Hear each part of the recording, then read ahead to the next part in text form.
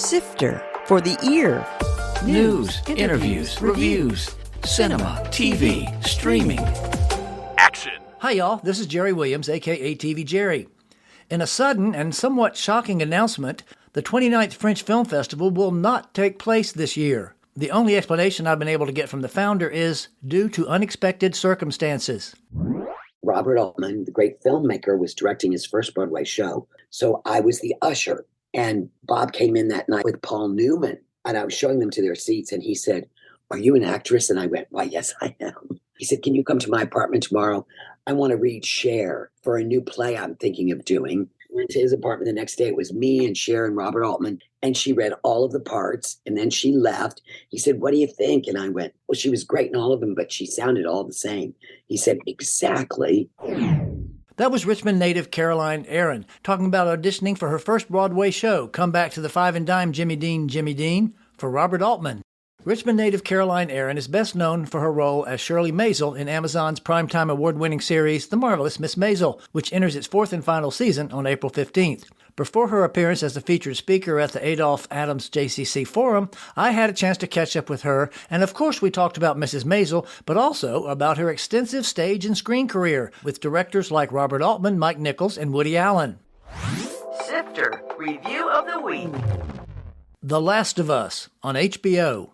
I never played the video game that inspired this series, or any other game for that matter, so I'm approaching it strictly as a story about a man, Pedro Pascal, who's escorting a team, Bella Ramsey, most familiar as Lyanna on Game of Thrones. In a typical apocalyptic angle, she seems to be immune to the fungus that's turning most of the population into zombies, so he must get her to a place where they can create a vaccine. These creatures are different from the typical Walking Dead variety in origin, but they still cause bloody mayhem. Surprisingly, they take a back seat in some of the episodes. Sure, the specter of their surprise appearance is always looming, but there are long periods where they don't appear. The focus is more on the bond between the duo and their survival, and in some side trips, other relationships. Pascal maintains steely determination while offering glimpses of vulnerability, and Ramsey charmingly embodies a spunky teen. If you look past the game's influence and the zombies, this is a compelling look at survival and human connection. I gave it 4 out of 5 stars.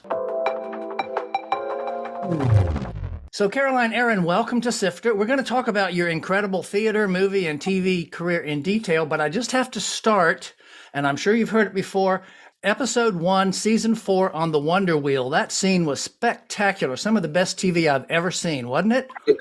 I agree. How did that happen? That was insane. I mean, y'all weren't really on the Wonder Wheel, of course. No, but it took almost the whole season to get that right. What they did, which was quite extraordinary, they were waiting until it was warm weather for us to actually go to Coney Island. And the 4th season of The Marvelous Mrs. Maisel was a pandemic season. So they had to scramble and reorient everything they thought they were going to do. So they built the Wonder Wheel car on a soundstage, an exact replica. Each one of us got in the car and did the whole scene with the other actors distributed on big scaffoldings. Oh, wow. So that it would mimic what it would be like to be there. Then they took like little footprints, and Amy created the choreography for the entire scene. And that was in the winter. And we rehearsed because our creator and brilliant director-writer, Amy Sherman Palladino, really prefers to do one shot, to not do any cuts, any close-ups, just like it would be in life. But there was a lot of traffic in that Coney Island scene of us approaching the Wonder Wheel, getting our popsicles, dealing with the kids, all these characters. I think we spent a whole day just rehearsing the choreography. Cut to about 5 months later when it's kind of warm, we all go out to Coney Island, which is still not opened up because of the pandemic. So let me just say, one of the great thrills of that scene was being able to go to Coney Island and be the only ones there. It was really fun. And that Wonder Wheel is still there. And I agree with you. It was really quite spectacular. And I understand you had a treat for the first time out there then. I can't believe that. I'd never had those, I can't even believe it. You don't even know funnel cake. You obviously haven't lived in the South in a while, have you? No, but I didn't have funnel cakes growing up. I didn't know what a funnel cake was. And boy, let me just say, it's just a delicious mouthful of sugar and fat. Couldn't be better. Yeah, I love them too. That's great. Obviously, you were raised in Richmond. When did you discover the acting bug and how did you get into theater? Well, my mother always blamed our summer camp because we had a choice between being in a bunk show or climbing a mountain. So there you go. Obviously. Sort of no choice is there. Right. But, my mother was always very culturally oriented. I think she was on the board of the Virginia Museum Theater. We had season tickets every year. And because I fell in love with, the theater from being at summer camp, we went to summer camp in Maine. My father died when I was a child. And so my mother was widowed with 3 young kids, and she sent us to summer camp with cousins. And from my perspective then, very elaborate productions. I remember my sister singing Climb Every Mountain and being a nun. Surprise guest drop in. Hi, sweetheart. I can't believe it's you. Footnote. Connie Peretz-Dirks is a surprise drop-in, but since she was on vacation in Mexico, the connection was kind of funky, but we made it work. Yeah. Fill us in on how you two know each other. I don't remember a time that we didn't know each other. Right. Before we moved to Richmond when I was 6, I think our parents may have somehow, maybe through the synagogue, through Sunday school at first. What do you think, Caroline? And we went to school together. We were in school. I started in 2nd grade at Tuckahoe Elementary. Right. And we went all the way through school together. And we had a sad bond, too, in that my father died, and not too long after that, Connie's father died. So we were the only 2 young girls. Your father died when you were 11. Right. We knew each other from 2nd grade on. That's right. So come on, Connie, we want some of the good stories about the teen years. Well, the teen yes. years, we always got in trouble. I don't know if you remember that, Caroline, but I do. I do remember a couple of funny things that happened. One time we went to downtown Richmond. That was when Miller and Rhodes and Tallheimers were still in existence. And we took the bus down and somehow either lost our money or spent all our money, and we had to walk home from downtown. Do you remember that? Yes, I do. I remember being there and running out of money. And how long was that walk back home? Hours. Hours. Hours and hours. Wow. You got another good story before we let you get back to your vacation? One more, and that's what, I don't know if Caroline remembers. We walked up to some shopping center. It's right on the corner of Patterson Avenue and Parham Road. And we didn't want to walk home, so we decided to hitchhike. This old guy in an old car stopped, and we decided we didn't want to get in. And the next day, of course, somebody who knew us told our mothers. So we got in trouble for that, too. For hitchhiking? I remember don't. that, Yeah, Carol? really. Y'all were some wild girls. We were pretty reckless, but we had a great time. We never got arrested or anything. That's good. That's good. When we were in 9th grade, which would have been our confirmation class, pre-confirmation. We had to go on Saturdays for confirmation class, and then we were supposed to stay for services. But we would often skip out and go to the drugstore down the street. Yeah, that's right. Yep, I do remember. I didn't like school. I was not a very good student, and I didn't really study. And y'all were at Freeman, right? Freeman High School. Went to Douglas Freeman, Tuckahoe Elementary, Tuckahoe Junior High, and then Douglas South Hall Freeman. There you go. Those were our schools. Absolutely. Well, Connie, want to thank you for calling in on your vacation from Mexico for a great surprise. Well, I wouldn't have missed it. I'm so sorry. I'm not going to be in Richmond next week. I know. When you're finished traveling, we can try to catch up, and I can actually hear you better. That would be wonderful. Unfortunately, I love being a part of this. Have fun in Richmond, and hopefully we'll talk soon. Absolutely. Thank you so much. Thank you, Jerry. Thank you so much, Connie. Have fun in Mexico. Bye-bye. Well, that wasn't exactly how I planned it, but at least it worked, and you got to hear from Connie. So. Oh, my God. And it's been a long, long time. That's pretty spectacular. Well, now that we had that lovely break from your past and the old Richmond days, let's move to New York. How did you get rid of your Southern accent? I know. Isn't that so funny?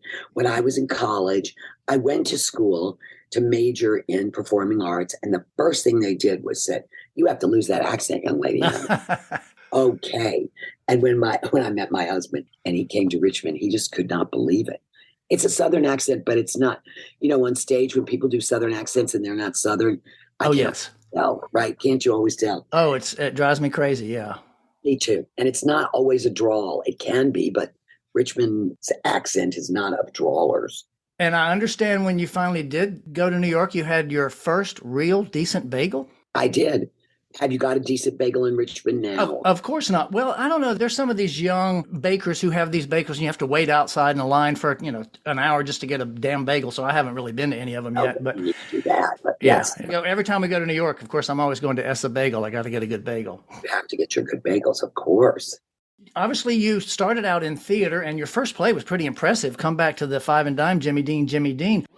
Footnote. Come Back to the Five and Dime, Jimmy Dean, Jimmy Dean was a Broadway comedy that became a movie, both directed by Robert Altman and starring Cher, as you heard, Sandy Dennis, and Karen Black. What was it like to suddenly be in New York and you're on Broadway? Oh, it was so thrilling, and it happened sort of by accident. I was an usher. In those days, if you would usher for a play, then you could get to see it for free. Right. And Robert Altman, the great filmmaker, was directing his first Broadway show, but he had produced an off-Broadway show by a writer named Frank South. So I was the usher.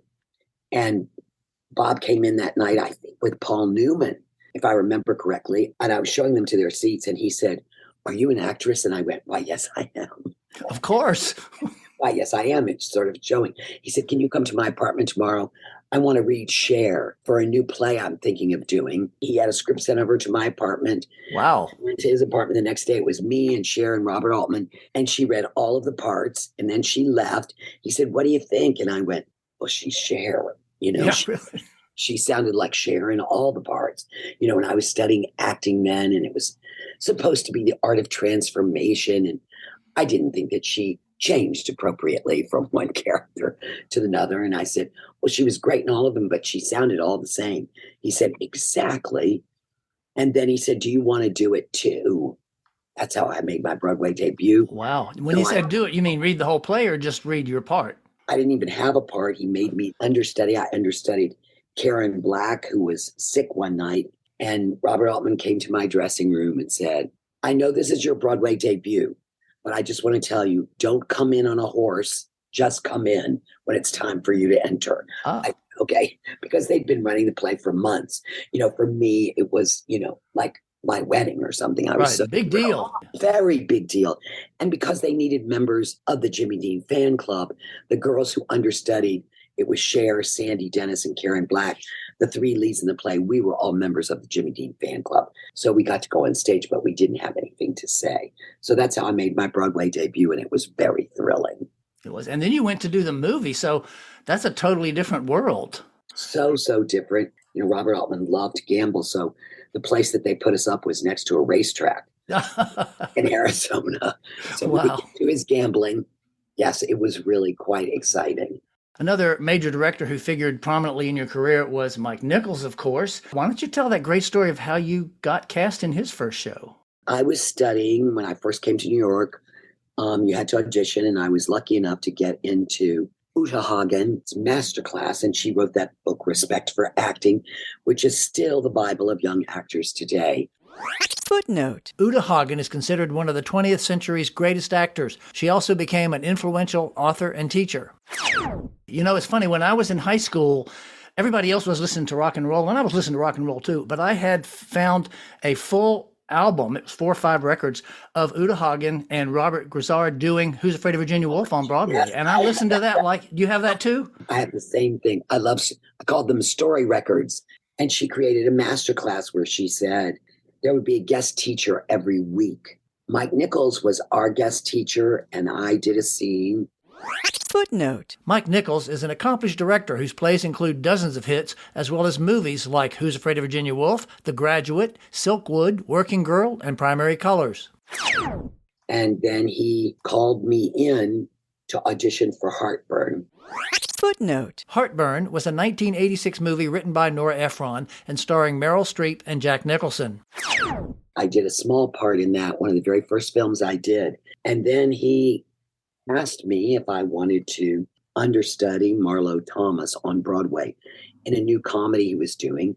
And in those days, or certainly for Mike, the understudies were there from the very first day. Now they don't do that anymore because it's too expensive, but you would be there from the first day. So I got a master class in watching him put together a brand new production that, became a huge hit. And that lasted for about a year. And I'm still very good friends with that cast. Cool. Now, that's interesting that you understudy for Marlo Thomas, because when I think of your voice and her voice, you both have that rich, deep, I shouldn't say smoker's voice, but you both have that wonderful, rich voice. It's true. And it was really very exciting. And you went on to teach there at some point too, didn't you? I teach at HB Studios.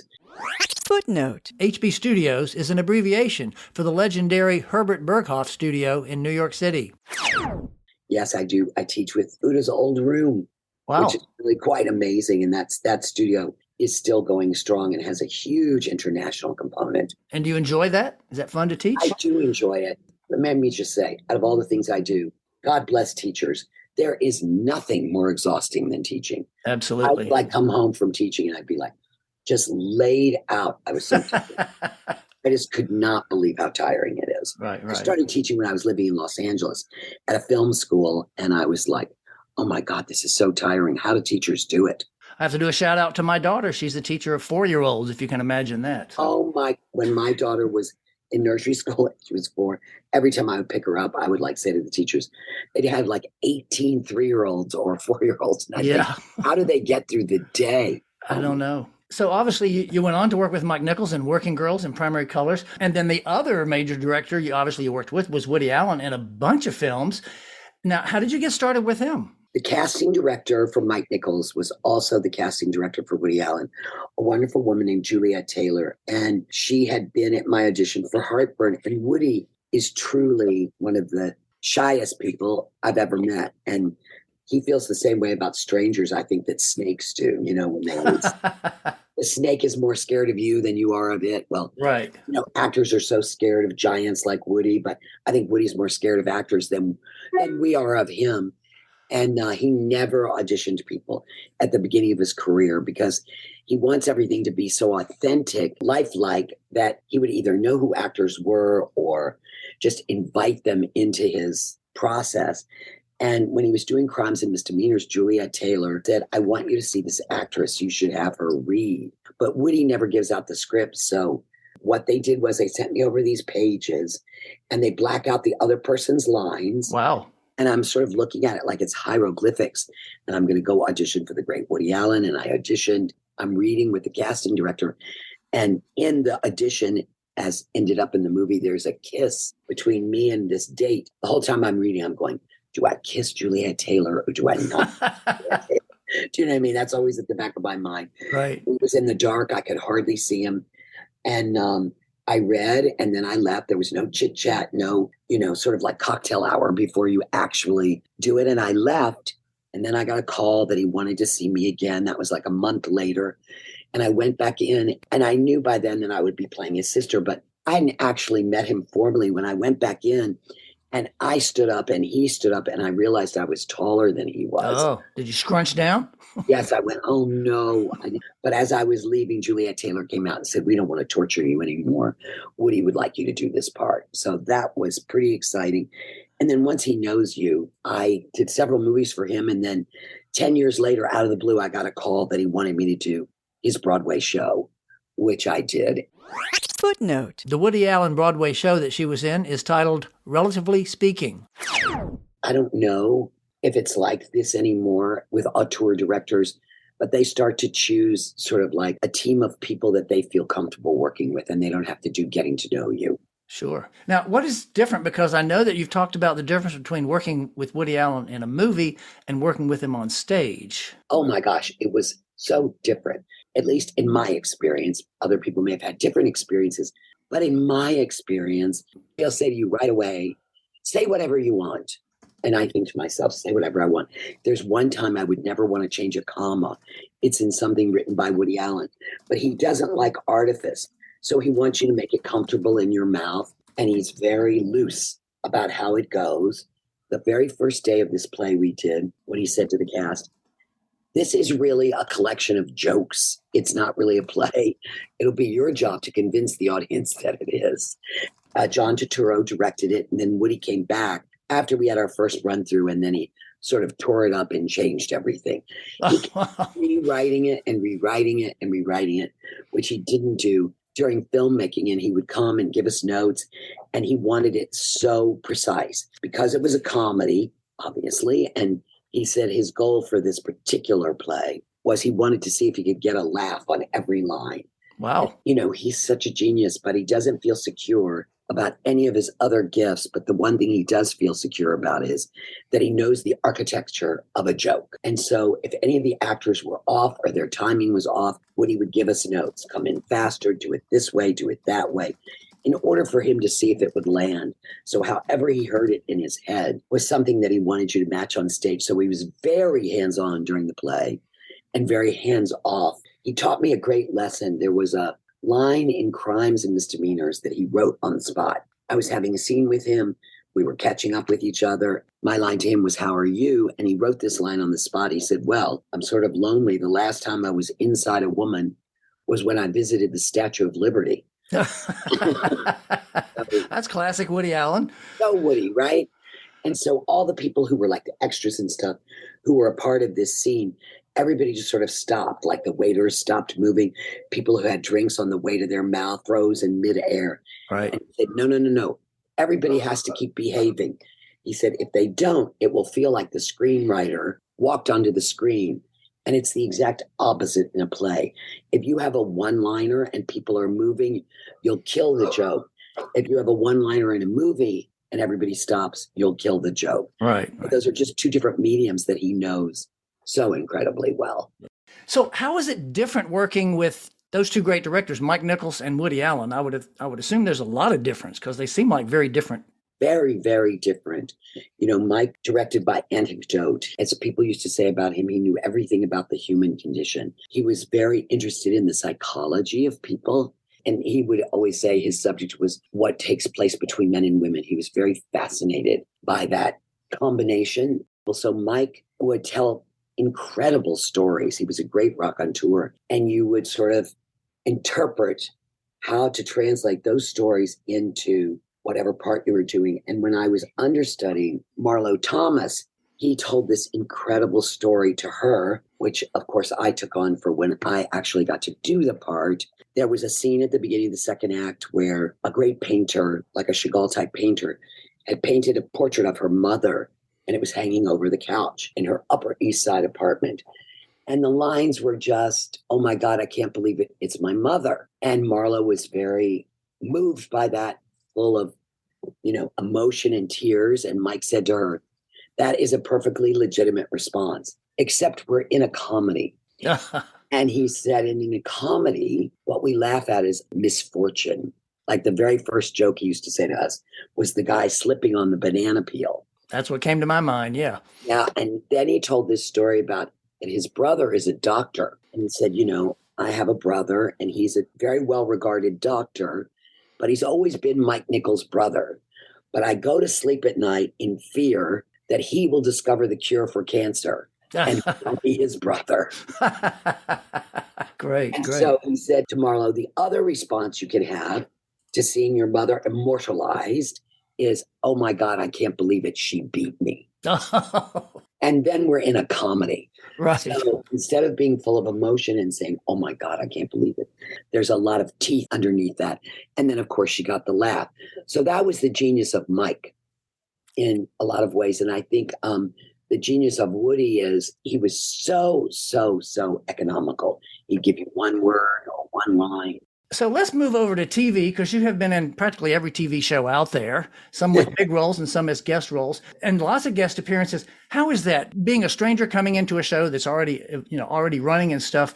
I describe it as being like a transfer student and nobody tells you where the lunchroom is.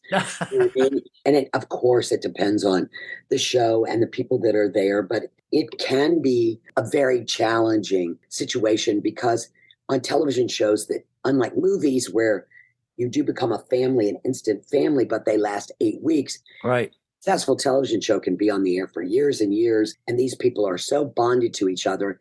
and you come in as sort of the interloper or the guest star, and you're just there for a week. You have to make your way through whatever it is that they already have established.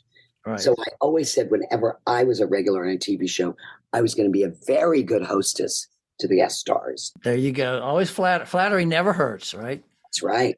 We now come to the show that is the most memorable right now, and the one that everybody's talking about is The Marvelous Mrs. Maisel, which, of course, we've watched since the first episode in 2017 and love it. And congratulations, y'all got the SAG Outstanding Ensemble in Comedy Series 2 years in a row. 2 years in a row. Yes, we did. That's great. And it is an amazing ensemble. Now, I understand that there was someone who is your inspiration for your character.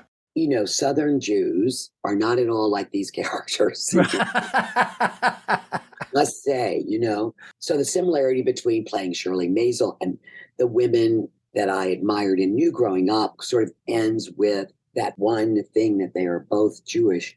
But my mother's first cousin, who was like a sister to her, was very much like Shirley to me and just died recently. And it is that sort of, the mentally delighted, somebody who cherishes life, is so open-hearted and has no boundaries, which is one of the things I love about Shirley. Right. No sense of this is none of your business, right, or you shouldn't interfere with that. And did you really say that? Right, exactly.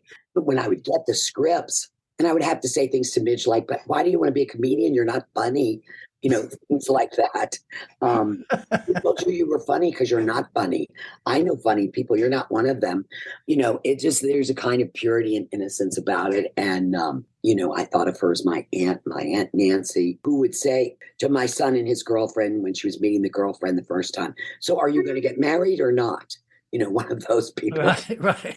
All the blood is draining from my face. Uh-oh. That kind of They're saying what everybody's thinking. It's just they're saying it. Exactly. That was Richmond native Caroline Aaron, who's best known for her role as Shirley Maisel in Amazon's The Marvelous Mrs. Maisel, which enters its fourth and final season on April 15th. She had so many fun stories to tell about the show and other projects, including her one-woman movie, that I'll be continuing the interview on next week's show. Coming soon. In theaters. 65. The writers behind A Quiet Place make their directorial debut in this sci-fi adventure about an astronaut, played by Adam Driver, who lands on Earth 65 million years in the past. Cue the dinosaurs. Scream 6. The Ghostface Killer relocates to New York City, and for the first time in the series, Neve Campbell will not be in it. Champions. Woody Harrelson plays a former basketball coach who's court-ordered to manage a team of players with intellectual disabilities. The Quiet Girl. A reserved girl in 80s rural Ireland goes to live with foster parents where she blossoms, but The Magic Flute. A young Londoner travels to the legendary Mozart boarding school in the Alps, where he discovers a fantasy world. It also stars F. Mary Abraham, who ironically played Salieri in the Mozart classic Amadeus. Southern Gospel. A rock star's life changes when he decides to become a preacher in this faith-based drama. TV and streaming. Endless Summer Vacation. Miley Cyrus returns to Disney for this music special with a guest performer, Rufus Wainwright. Jimi Hendrix Electric Church on PBS this Saturday at 10 p.m. features his landmark performance at the Atlanta International Pop Festival. Luther, the Fallen Son. Idris Elba's popular mystery series turned feature film will now drop on Netflix. School Spirits on Paramount Plus. A teen stuck in the afterlife investigates her own disappearance. Superman and Lois premieres for the third season on the CW. You can always subscribe to this podcast on all the various services. Plus, you can go to tvjerry.com, click on the podcast tab, and there's a link. This is Jerry Williams. Caroline and I will be back next week. For more Sister, including literally thousands of reviews, visit tvjerry.com. That's a wrap.